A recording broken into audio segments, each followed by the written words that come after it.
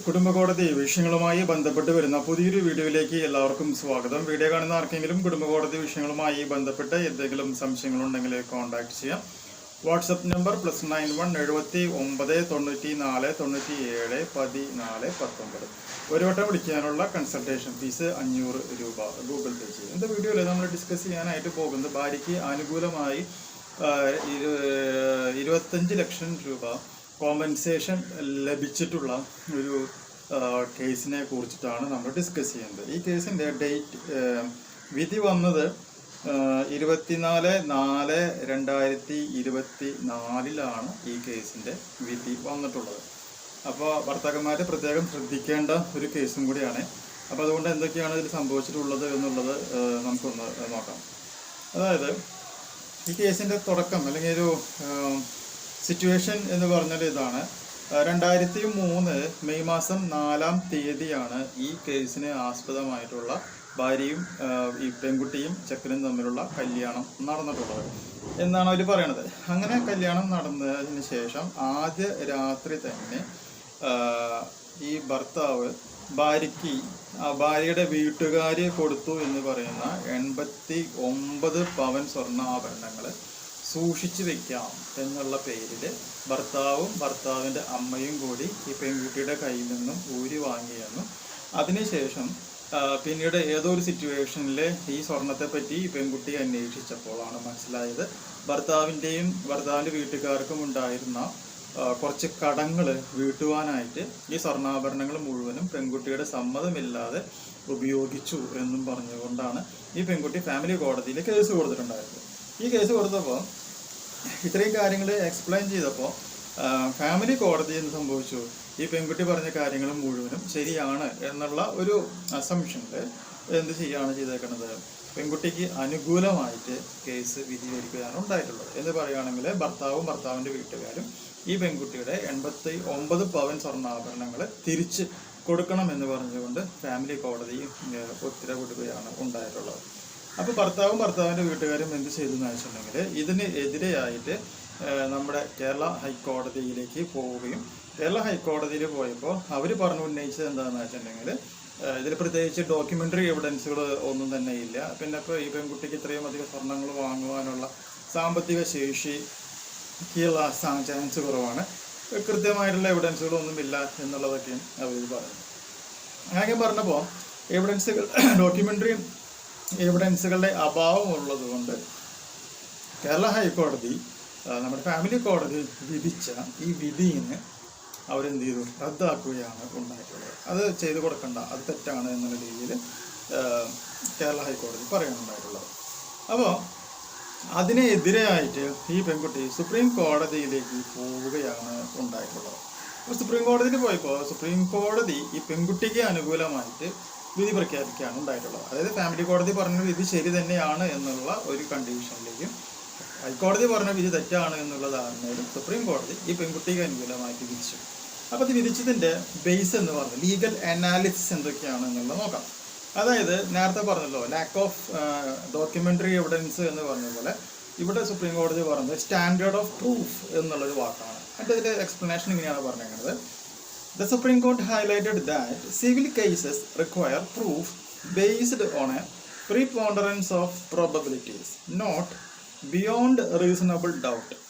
The High Court wrongly demanded a criminal level of proof എന്നാണ് പറഞ്ഞത്. അതായത് ഒരു ക്രിമിനൽ കേസുകളാണെന്നുണ്ടെങ്കിലാണ് സംശയത്തിന് ഒരു വിധത്തിലും സാധ്യതയില്ലാത്ത രീതിയിൽ ഒരു കേസ് തെളിയിക്കേണ്ടത് എവിടെയാണ്, criminal കേസുകളിലാണ്.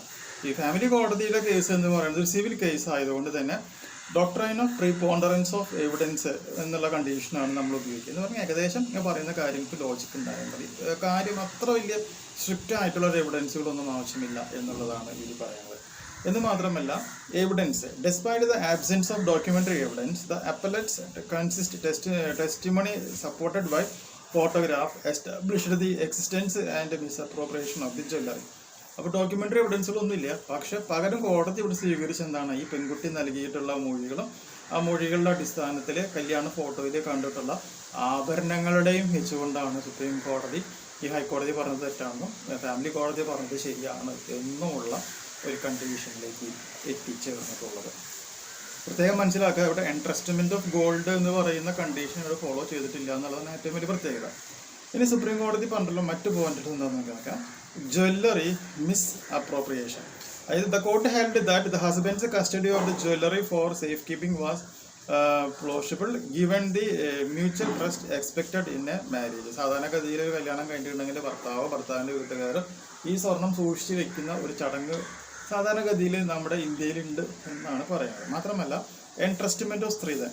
The court reaffirmed that Sridhan belongs solemnly to the wife and any misuse by the husband or his family constitute misappropriation. അതായത് സ്ത്രീധനം എന്ന് പറയുന്നത് ഭാര്യയ്ക്ക് മാത്രം അവകാശപ്പെട്ടതാണ്.